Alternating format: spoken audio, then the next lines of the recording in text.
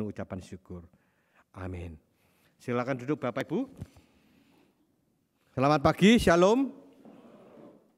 Saya sungguh bersyukur untuk kesempatan yang diberikan ya Pak Joni dan juga pengurus yang boleh memberikan kesempatan saya untuk kita boleh belajar firman Tuhan bersama-sama. Saya baru datang hari Jumat yang lalu dari Indonesia. Saya Pendeta Agung Gunawan. Saya saat ini melayani sebagai dosen di STT Aletheia Lawang, Malang. Saya memang baru saja menyelesaikan tugas sebagai rektor, sebagai ketua selama 9 tahun ya. Dan saya saat ini mengambil cuti sabbatical sehingga saya berjalan ke Australia ini selama 1 bulan ya. Dan saya diberi kesempatan untuk melayani di beberapa gereja di Sydney ya beberapa minggu ini. Untuk itu saya sekali lagi terima kasih. Dan biarlah setiap kita, saudara-saudara nanti suatu hari mampir ke Malang, jangan lupa mampir ke Lawang ya, ada STT Aletheia di situ ya. Di situ terkenal onde-ondenya Bapak Ibu ya. Kalau yang suka onde-ondenya Lawang itu memang haujak sencingping katanya ya. Enak gila begitu ya. Pak Joni barusan datang juga ke kampus kami waktu wisuda, beliau memimpin juga sempat makan sup kambing obat juga di sini ya. Saya tidak dapat apa-apa di sini, bukan promosi saudara ya. Saya cuma hanya cerita saja begitu. Ya baik Bapak Ibu saudara yang dikasihi Tuhan, saya diberi tema atau renungan yang akan kita renungkan adalah bicara tentang eksposisi surat atau kitab Yunus ya. Kita tahu bahwa Yunus adalah seorang yang mengalami perjalanan hidup yang luar biasa, di mana Tuhan pada mulanya memanggil dia untuk pergi ke Niniwe, tetapi dia tidak mau saudara, dia pergi ke tempat yang lain, dia pergi ke Tarsus dan kemudian naik kapal. Nah apa yang terjadi ketika dia naik kapal, tiba-tiba Tuhan mengirimkan angin yang begitu hebat sehingga kapal itu terombang-ambing oleh ombak dan hampir hancur ya. Nah waktu itu dia tertidur, lalu orang-orang membangunkan dia. Nah di tengah-tengah kondisi seperti itu akhirnya dia sadar itu adalah gara-gara dia, karena dia lari daripada panggilan Tuhan yang ingin dia ke Niniwe, tapi dia ke Tarsus. Sehingga akhirnya dia tahu dan dia katakan, akulah penyebabnya, lemparkan aku. Kemana? Ke laut supaya angin ini boleh reda. Dan betul saudara, ketika dia dilemparkan ke dalam laut, angin itu reda dan Tuhan mengutus seekor ikan yang besar. Ada yang mengatakan ikan paus dan sebagainya. Akhirnya dia dicaplok ya, akhirnya dia masuk ke dalam perut ikan selama 3 hari 3 malam. Dan apa yang dilakukan oleh Yunus di situ, dia berdoa, dia minta ampun, menyesal dan kemudian memohon belas kasihan Tuhan, dan Tuhan akhirnya memerintahkan ikan ini untuk memuntahkan dia ke darat dan akhirnya dia kembali ke darat. Nah kemudian saudara-saudara, apa yang terjadi setelah itu? Mari kita renungkan bersama-sama hari ini. Tadi sudah dibacakan di dalam pembacaan yang dibacakan oleh pemimpin tadi dalam Yunus pasal 3. Apa yang akan kita pelajari ya, karena hari ini kita akan bicara eksposisi kitab dan Yunus pasal yang ketiga. Paling tidak kita akan belajar ada beberapa pelajaran yang penting ya. Yang pertama saudara-saudara, kalau kita perhatikan ayat 1 sampai dengan ayat ketiga itu menunjukkan bahwa panggilan Tuhan itu tidak akan pernah gagal. Perhatikan saudara-saudara ayat 1, datanglah firman Tuhan kepada Yunus untuk kedua kalinya. Bangunlah, pergilah ke Niniwe, kota yang besar itu, dan sampaikanlah kepadanya seruan yang kufirmankan kepadamu. Lalu bersiaplah Yunus dan kemudian dia berangkat. Nah, dari ayat 1 sampai 3 ini kita belajar yang pertama apa saudara? Bahwa panggilan Tuhan itu tidak akan pernah gagal atau tidak akan pernah berhenti. Panggilan Tuhan itu tetap konsisten. Dulu Yunus dipanggil untuk pergi ke Niniwe, dia menolak, dia lari, tetapi sekarang ketika dia sudah mengalami masalah yang serius, kemudian dia sudah dimuntahkan dari perut ikan, akhirnya kembali Tuhan berkata kepada Yunus untuk pergi. Jadi panggilan ini tetap terjadi dan Tuhan tidak berhenti itu. Nah di sini kita belajar apa saudara? Ketika Tuhan memanggil seseorang untuk melayani, untuk memberitakan Injil, itu tidak akan pernah bisa kita melarikan diri, tidak akan pernah bisa kita menghindar. Saudara yang dikasihi Tuhan, mengapa kita harus melayani Tuhan? Ada orang melayani karena sungkan, ya toh?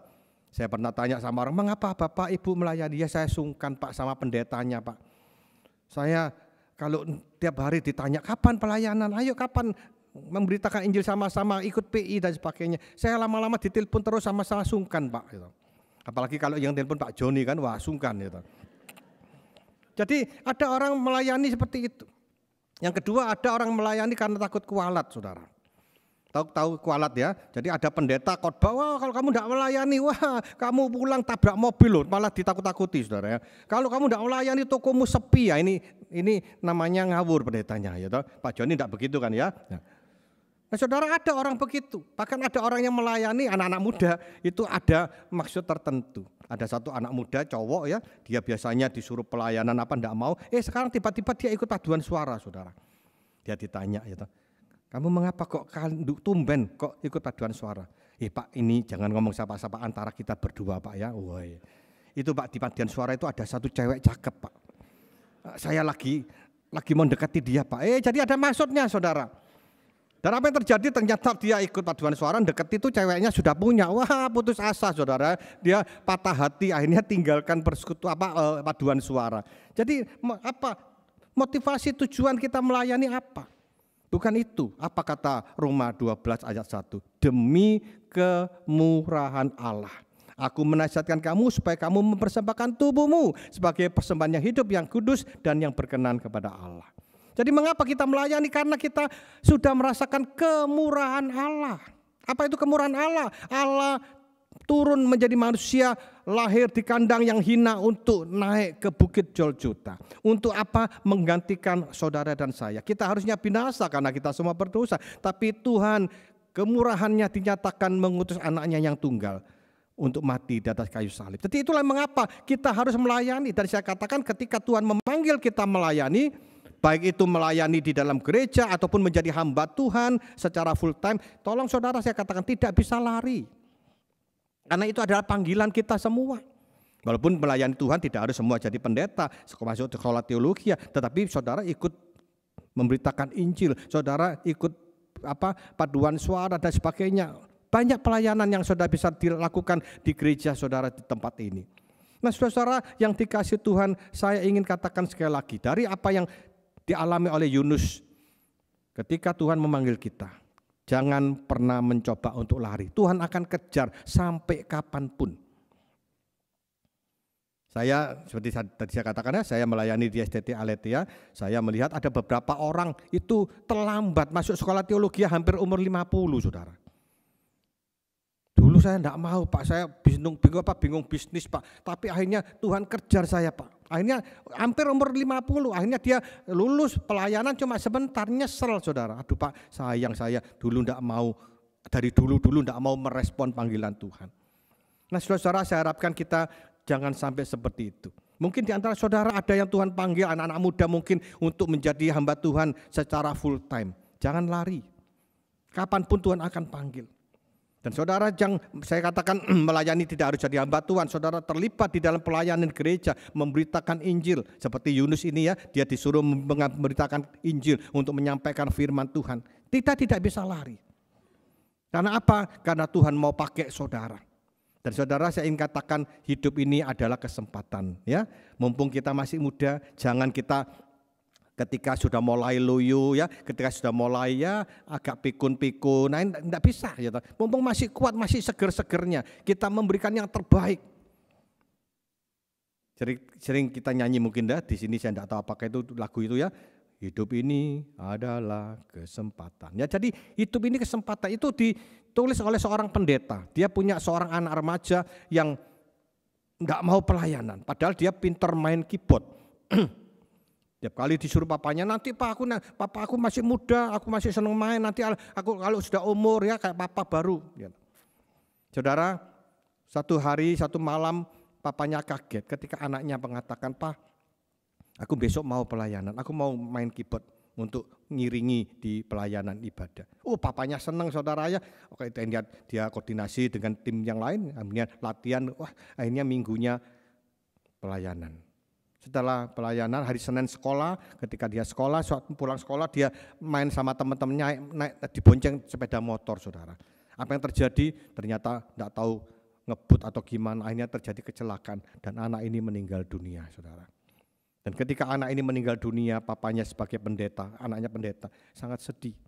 Nah di tengah-tengah kesedihan itu dia menulis lagu ini untuk ingatkan setiap kita. Hidup ini adalah kesempatan. Mumpung masih hidup. Amin saudara. Mumpung masih ada kesempatan. Saya beberapa waktu ini menangani orang-orang yang punya pengalaman ya karena penyakit COVID ya, hampir meninggal dan sebagainya, dikatakan ini kesempatan, setia sekarang pelayanan dan sebagainya. Saudara, saya kira tidak perlu seperti masalah, seperti Ayub harus ada masalah, ada bencana, akhirnya kita merespon. Jangan ya. Hari ini, pagi ini saya katakan, mari kalau Tuhan memanggil saudara melayani, dan itu adalah panggilan setiap kita, baik menjadi hamba Tuhan atau saudara melayani gereja, saudara membutuhkan, ayo kita merespon panggilan Tuhan ya, dan itu harus kita lakukan. Yang kedua, saudara, apa yang kita pelajari? Yang kedua, kita belajar dari ayat yang keempat, dikatakan begini, mulailah Yunus masuk ke dalam kota itu sehari perjalanan jauhnya, lalu berseru, 40 hari lagi maka Niniwe akan ditunggang balikkan. Saudara yang dikasih Tuhan, pelajaran yang kedua dari Yunus pasal 3 ini adalah Tuhan itu mengasihi jiwa-jiwa. Mengapa Tuhan begitu persisten, begitu ngotot untuk meminta Yunus pergi ke Niniwe? Karena Niniwe ini ternyata orang-orangnya akan mengalami musibah, hukuman. Dan hukuman Tuhan tidak main-main. 40 hari maka Niniwe akan ditunggang balikkan. Nah saudara, kata ditunggang balikkan itu sebenarnya kalau saudara membaca di dalam Kejadian pasal 19 ayat 25 itu sama. Saya akan bacakan di sini ya. Kejadian 19 ayat 25, dan ditunggang balikkannya lah kota-kota itu dan lembah Yordan dan semua penduduk kota serta tumbuh-tumbuhan di tanah. Itu bicara tentang apa? Hukuman Sodom dan Gomora. Ya, kita tahu dalam Kejadian ya, Sodom Gomora tempat yang penuh dengan kemaksiatan, penuh dengan kesaliman, penuh dengan dosa-dosa, percabulan dan sebagainya. Dan Tuhan petunggang balikkan, dihukum oleh Tuhan. Dengan apa? Dengan mengirimkan api ya untuk membakar, untuk menghancurkan. Nah itu kata yang sama. Kalau orang-orang Niniwe itu mereka tidak bertobat, maka mereka akan mengalami nasib yang sama, ditunggang balikkan, dihancurkan. Makanya saudara, Tuhan kembali mengutus Yunus untuk pergi. Artinya apa di sini? Ternyata Tuhan ini mengasihi jiwa-jiwa. Tuhan tidak ingin jiwa-jiwa yang cukup besar, yang banyak, yang cukup luas ya. Tadi dikatakan itu daerahnya yang cukup luas. Tidak mau orang-orang itu binasa. Tuhan punya hati yang penuh dengan belas kasihan. Tuhan ingin supaya jiwa-jiwa itu mereka boleh diluputkan daripada hukuman. Mereka diselamatkan. Nah saudara-saudara yang dikasihi oleh Tuhan, ini adalah juga panggilan kepada saudara dan saya. Tuhan ingin memakai saudara dan saya, baik menjadi hamba Tuhan, baik saudara memberitakan Injil melalui pelayanan dan sebagainya. Supaya apa? Supaya kita juga mengasihi jiwa-jiwa yang berdosa. Untuk mereka boleh dibawa kepada keselamatan, dibawa kepada pengharapan hidup yang kekal di dalam kerajaan surga. Karena apa saudara-saudara? Karena hari ini dunia membutuhkan Yesus. Karena mereka akan binasa. Kita sering dengarnya, kita sering nyanyi lagu People Needs the Lord, ya kan? Mereka perlukan.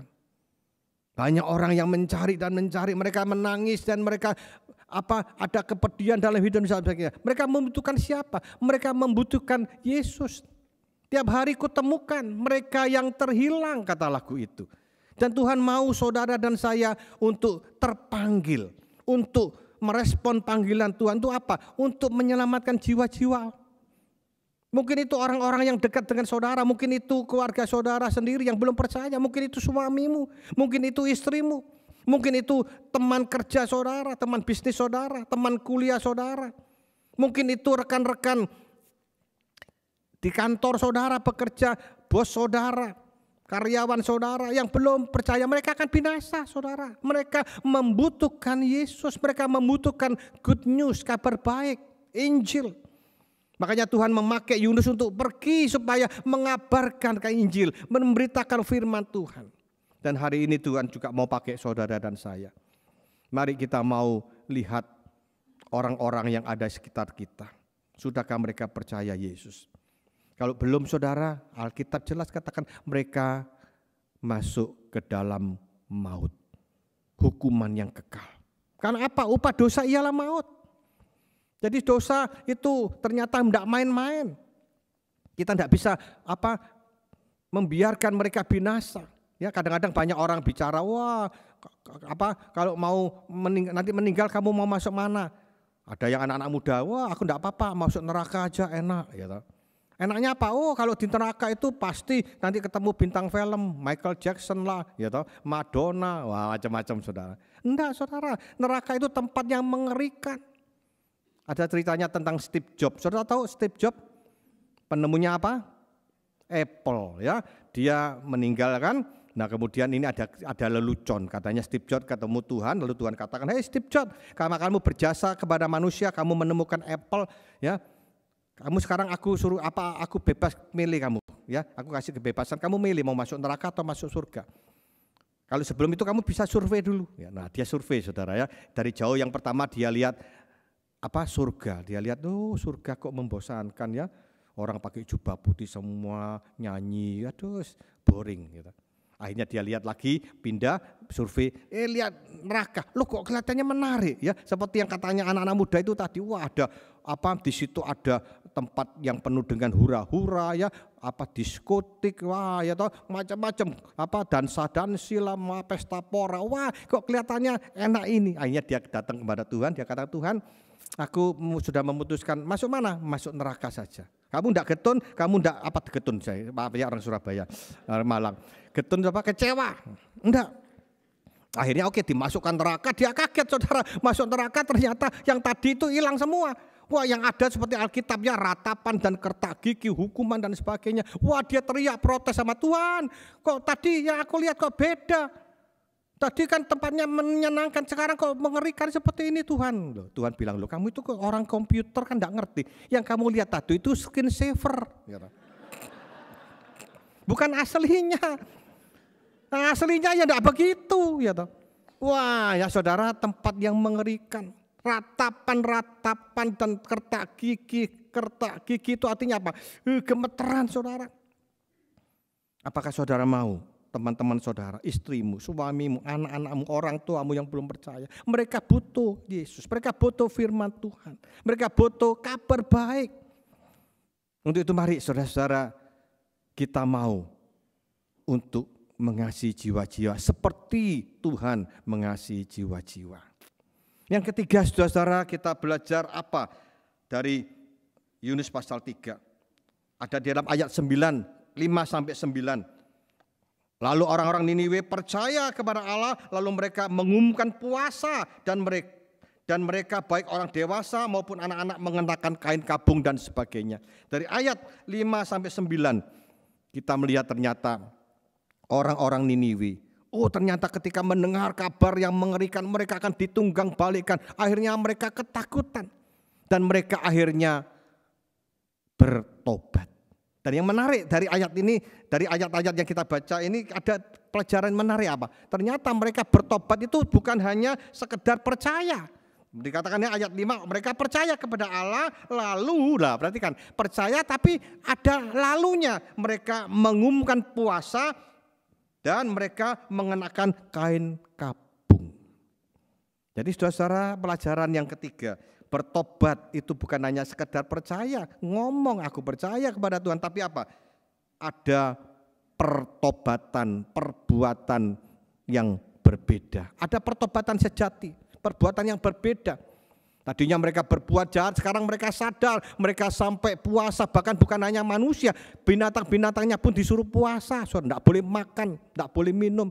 Bahkan rajanya turun ya, memakai kain kabung, bahkan duduk di atas abu. Itu adalah bentuk daripada apa?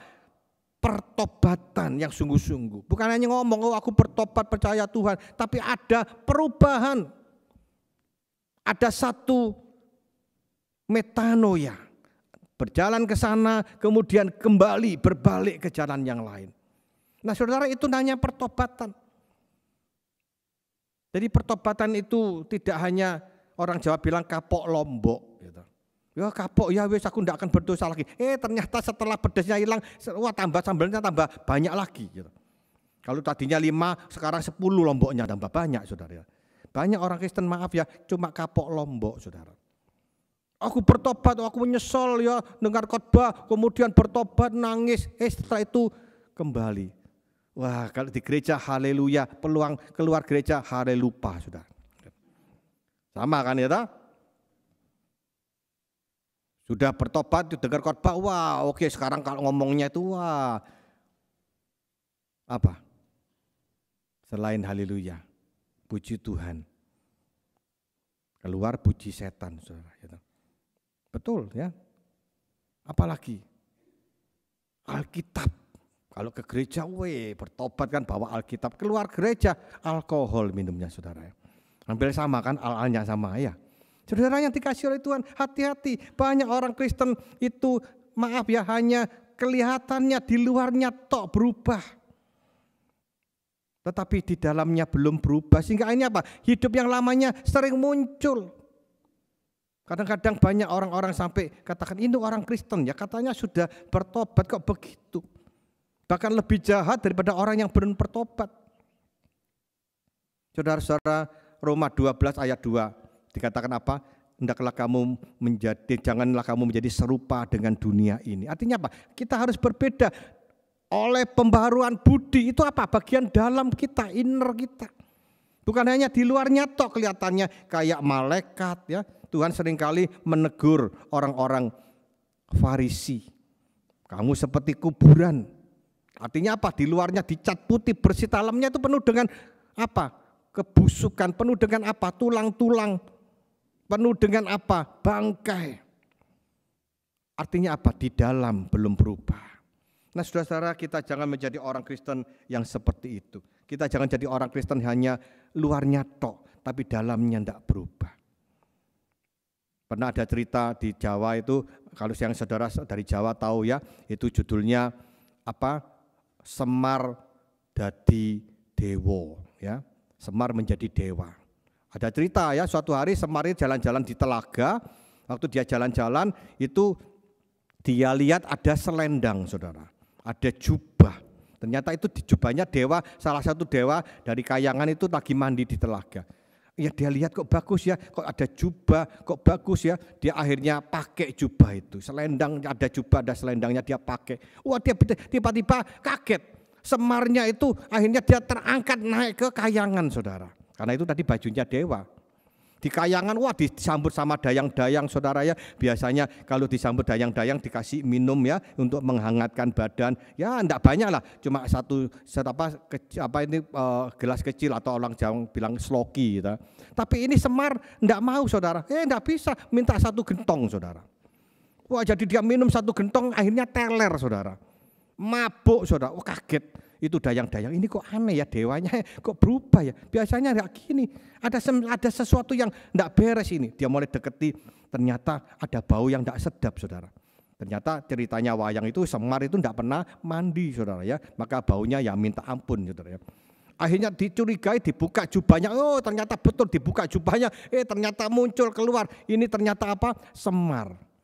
Dan saudara tahu cerita perwayangan Semar itu punya julukan Semar Mendem. Semar Mendem itu apa?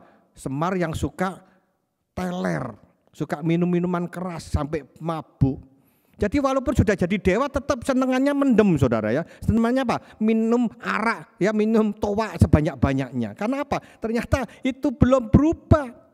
Walaupun pakai baju dewa, jadi dewa, tapi kebiasaan yang lama belum hilang. Saudara-saudara yang dikasih Tuhan, hati-hati ya. Kita sebagai orang-orang percaya, anak-anak Tuhan, mari kita belajar dari orang-orang Niniwe.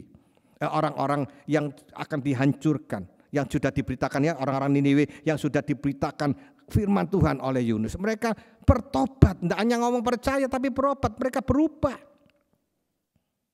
Bagaimana dengan hidup kita? Apakah kita sudah berubah? Kalau dulu mungkin kita maaf ya, suka bisnis tidak jujur. Apakah kita sekarang belajar bisnis jujur, kita tinggalkan itu. Kita mungkin dulu membayar pajak tidak jujur, kita sekarang membayar pajak dengan tepat. Banyak dulu orang-orang Kristen ya, sebelum saudara mungkin percaya Tuhan, bisa menjadi orang Kristen, saudara hidup di dalam percabulan. pornografi, perselingkuhan. Ya, banyak saudara, banyak orang-orang di Indonesia itu seringkali, ya, saya sedih sekali, anak-anak orang-orang kaya-kaya itu ternyata banyak duit tapi banyak godaannya, banyak yang jatuh di dalam perselingkuhan. Itu orang gereja, saya pernah ke ibu ya dari Manado, saya pernah kaget bu, saya pelayan di Manado dikasih tahu, Pak itu tahu, itu ada bapak itu sebelahnya perempuan itu bukan istrinya Pak. Itu kalau orang Chinese bilang itu siolobo gitu. Istri mudanya katanya. Dibawa ke gereja bu, saya kaget bu. Jadi terang-terangan saudara. Gitu. Selingkuh, apalagi karena dapat orangnya kaya memang. Katanya kalau uangnya banyak itu istri satu tidak cukup. Gitu. Jadi bapak-bapak ya hati-hati yang kaya-kaya. Saya tidak mengatakan kaya-kaya itu tidak boleh. Puji Tuhan berkat betul ya. Tapi hati-hati godaannya banyak betul ya. Ada satu ibu berdoa, dia minta tolong Pak Pendeta, tolong doakan Pak. Doakan apa biar toko saya sepi Pak. Biasanya orang kepingin doakan tokonya rame kan. Ada apa? Itu Pak suami saya Pak, toko saya rame, aneh-aneh Pak. Aneh-aneh apa? Punya simpenan Pak. Lu kan bagus, lu bagus apa Pak? Simpanan duit, bukan Pak. Simpenan perempuan saudara. Hati-hati ya, ternyata banyak bapak-bapak itu kalau punya duit banyak hati-hati. Apalagi OKB itu ya, itu godaannya saudara ya. Ada suami pulang dari dia dapat gangdo, dia dapat bisnis besar, jadi kaya raya OKB, pulang sudah macam-macam saudara. Semua kursi ditendangi, besok ganti baru, jamnya dibongkar, besok ganti baru, TV-nya dibuang. Istrinya bilang, kamu ada apa sih? Sudah diam, ya. Masuk kamar, itu make up-nya istri dibuang, besok ganti baru. Istrinya marah, bapak, ini bapak perlu ke dokter jiwa ini mungkin apa? Wis kamu jangan banyak omong ya, besok kamu tak ganti baru juga. Loh saudara, hati-hati ya, aneh-aneh saudara, godaan itu aneh-aneh. Gitu. Anak-anak muda juga banyak jatuh ya di dalam pornografi dan sebagainya. Mari hari ini kita belajar ya dari orang-orang Niniwe. Bertobat bukan hanya sekedar percaya ngomong aku bertobat, tapi ada perbuatan yang nyata, ada repentance, ada pertobatan yang sejati ya. Yang terakhir saudara-saudara, sudah hampir ya sedikit, oke waktunya ya. Yang terakhir kalau kita perhatikan ayat ke-10, dikatakan di situ apa? Ketika Allah melihat perbuatan mereka itu, yakni bagaimana mereka berbalik dari tingkah lakunya yang jahat, maka menyesallah Allah karena malapetaka yang telah dirancangkannya terhadap mereka, dan ia pun tidak jadi melakukannya. Luar biasa. Ayat ini, hari ini kita belajar yang keempat, yang terakhir. Tuhan itu maha pengasih dan maha pengampun. Walaupun dia punya rencana akan menunggang balikkan, tetapi ketika orang-orang Niniwe mereka bertobat, Tuhan tidak jadi. Itu menunjukkan apa? Tuhan itu penuh dengan belas kasihan, maha pengasih dan maha pengampun. Ada sebagian orang yang mengatakan, ini Tuhan itu tidak konsisten ya. Mencela-menceli, katanya dihukum sekarang kok enggak saudara. Tuhan itu konsisten. Sebenarnya apa yang terjadi di Niniwe ini sudah Tuhan firmankan di dalam Yeremia 18 ayat 7 dan ke-8 ya. Yeremia 18 ayat 7 dan 8 saya akan bacakan untuk kita. Dikatakan, ada kalanya aku berkata tentang suatu bangsa dan tentang suatu kerajaan bahwa aku akan mencabut, merobohkan dan membinasakannya. Tetapi ayat 18, apabila bangsa yang terhadap siapa aku berkata demikian telah bertobat dari kejahatannya, maka menyesallah aku bahwa aku hendak menjatuhkan malapetaka yang kurancangkan itu terhadap mereka. Jadi itu sebenarnya sudah Tuhan sampaikan. Jadi firman Tuhan itu konsisten.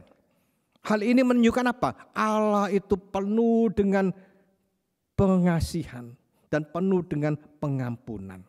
Yang penting kita bertobat. Saudara, saya membaca buku Discipline of Grace ya, itu Jeremy Bridges, itu bagus sekali. Jerry Bridges itu mengatakan di dalam dunia ini ada dua macam orang yang memiliki sikap dua macam terhadap dosa dan pengampunan. Yang pertama, ada orang-orang yang menganggap karena Tuhan itu maha kasih, maha pengampun, akhirnya enggak apa-apa sudah. Saya berbuat dosa toh minta ampun kan Tuhan mengampuni. Ini sikap orang yang pertama. Jadi banyak orang yang menganggap Tuhan itu murahan, ya. Oh, karena dia pengasih kan pengampun. Enggak apa-apa berbuat dosa, yang penting saya minta ampun. Berbuat dosa minta ampun, berbuat dosa minta ampun, Tuhan mengampuni. Ini sikap pertama. Tapi ada dikatakan oleh Jerry Bridges ini, ada orang yang punya sikap yang kedua, merasa aku enggak layak. Aku sudah banyak berdosa, enggak bisa. Aku walaupun minta ampun sama Tuhan tidak akan bisa, aku pasti dihukum. Akhirnya orang ini kasihan, hidupnya di dalam rasa bersalah, guilty, mengejar terus sampai dia makan tidak bisa tidur tidak bisa makan, gitu. Ya, makan sama tidur kan tidak bisa, saudara ya, karena stresnya gitu, karena kepikiran, gitu. Takut. Nah, dua ini tidak benar. Satu, menganggap enteng kemurahan Tuhan, pengampunan Tuhan, akhirnya sembarangannya kalau gitu berbuat dosa tidak apa-apa, ataupun merasa tidak layak, tidak bisa diampuni. Itu juga tidak betul. Yang betul apa?